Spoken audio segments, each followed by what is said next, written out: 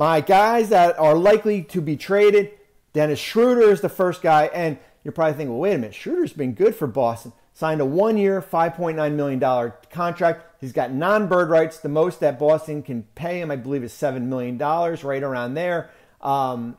That's not going to do it, man. That ain't going to do it. And when you look at the Celtics cap situation, likely tax team, they are not going to afford to bring Schroeder back. Certainly Kemba Walker in New York. We'll see what happens there. Karis LeVert. The Lakers I talked about on NBA Today. What you see is what you get team. Their big trade assets are Talon Horton-Tucker and a 2027 or 2028 first round pick. I don't see Russell Westbrook for Ben Simmons. Sorry, Laker fans. The only way I even remotely would be that someone loves Westbrook enough where you get a third team involved and that player gets shipped to Philly.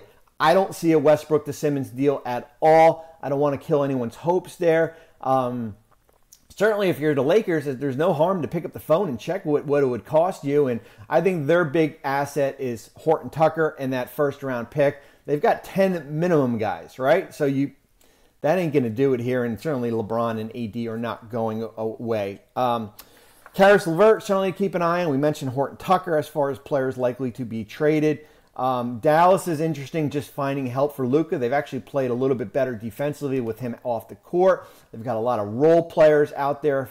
Finney-Smith, Kleber, guys like that. Dwight Powell. Does that get enough to get something done? They owe a pick to New York that's protected in the top, I believe, top 10 in 2023. Eventually, we're going to have to look at buyout guys. Certainly, Dragic in Toronto, Satoransky in New Orleans, Gary Harris in Orlando, Kemba, certainly if there's no deal in New York, certainly imagine getting bought out twice in the same year.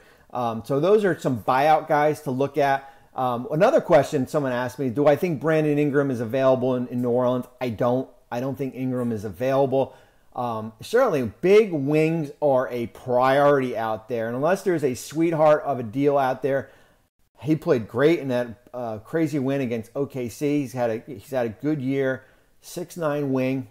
Teams crave that. Who's under contract for the next 4 years. I don't see Brandon Ingram being available out there. Thank you for watching ESPN on YouTube. For live streaming sports and premium content, subscribe to ESPN+.